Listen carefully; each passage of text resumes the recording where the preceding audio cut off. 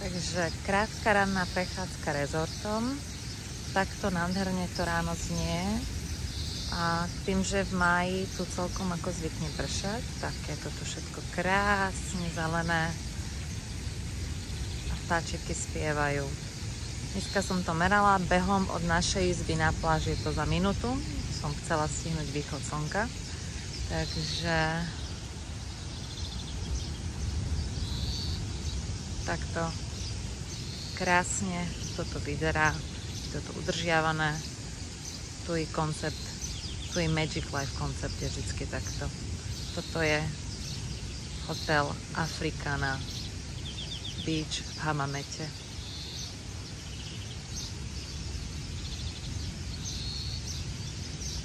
A sem sa dá prísť najesť. Menu si načítate cez QR kód, ani nie minútu od pláže, takže na obed nemusíte chodiť do hlavnej, ale môžete sa takto pri zvukoch vodopádu najesť. A tady je pláž po tej cestičke tam. Takže minútku odtiaľ a môžete obedovať. Nemusíte byť oblečení v dlhých nohaviciach. Môžete priamo z pláže sa prísť najesť alebo si zobrať sendvič na pláži. Je síce jednoduchý, ale na zasýtenie stačí. V podstate hlavná reštaurácia tiež nie je ďaleko. Tam, jak vidíte tú žltú strechu, tak tam je hlavná reštaurácia. Žlto-sivú strechu. Takže nič tu nie je ďaleko, nie je to obrovský rezort. Je taký akurát. A pokiaľ odbočíte tadeto, tak sa dostanete k bazénu len pre dospelých od 16 rokov plus, takže si tu môžete oddychovať a sedieť v bublinkách.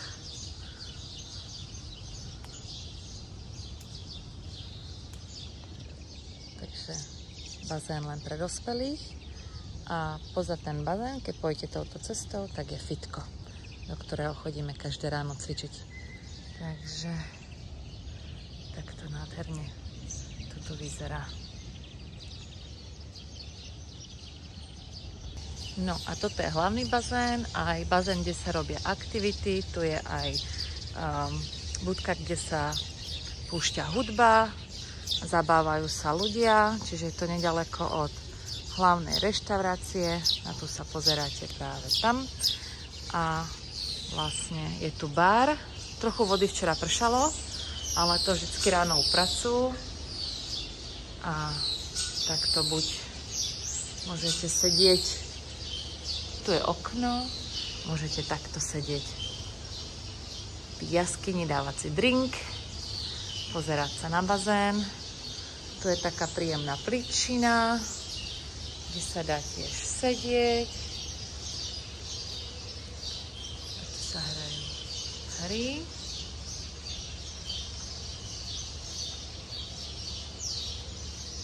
Takto krásne toto vyzerá, tak aby ste videli viac. Toto je hlavný activity bazén.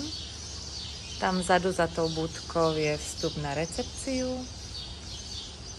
A tuto, keď sa pozrieme, tak vidíte na taký šikovný detský bazénik s malými šmykalkami a fontánkou, ktorá už teraz fachčí.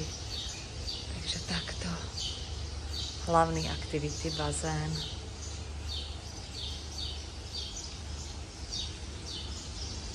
A posedenie v tieni. Myslím, že v letnom úpeku toto musí byť úplne paráda. Takže pohľad na aktivity bazén spredu. Tak toto vyzerá.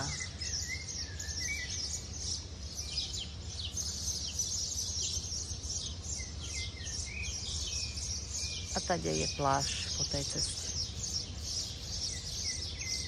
Recepcia, kade teraz smerujem a ukážeme si, ako to vyzerá vo vnútri. Vstup do hlavnej reštaurácie, takže je hneď pri recepcii.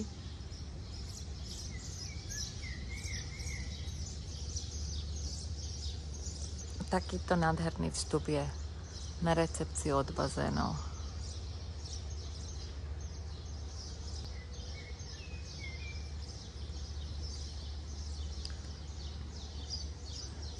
Toto je Wunderbar. Tu sa väčšinou sedí. Keď prší, tak sa tu robia aktivity.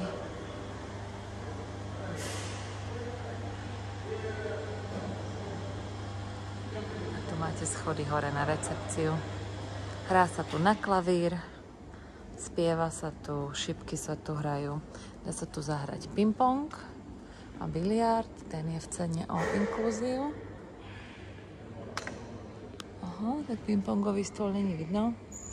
Takže... Tak.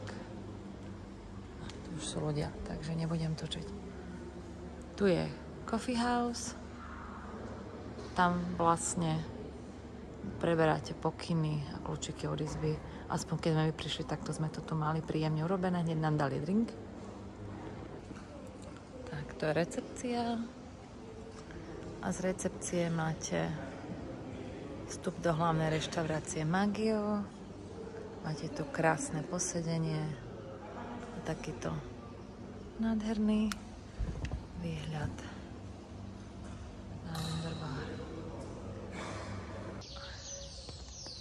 A práve teraz sa pozeráte na vnútorný bazén krytý, ktorý si ukážeme. A toto je vstup do hotela.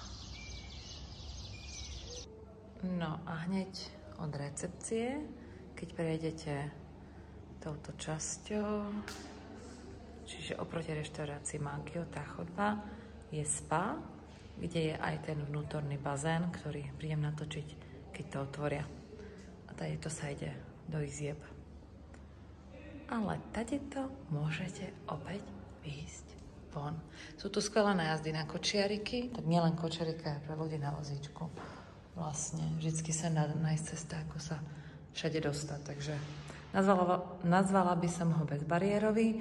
Nie na pláž by to s vozíčkom bolo trošičku zložitejšie.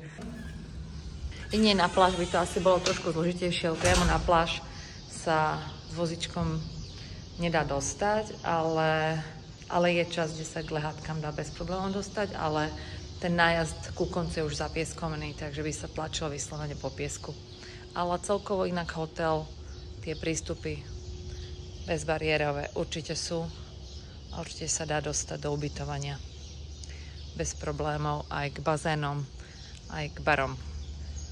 Takže takto nádherne ten hotel vyzerá a znie ráno, keď ešte všetci spia. Krásne dobré ráno z Tuniska. Zdravím vás. Je maj, dneska 10.5. a dneska bude polojasno.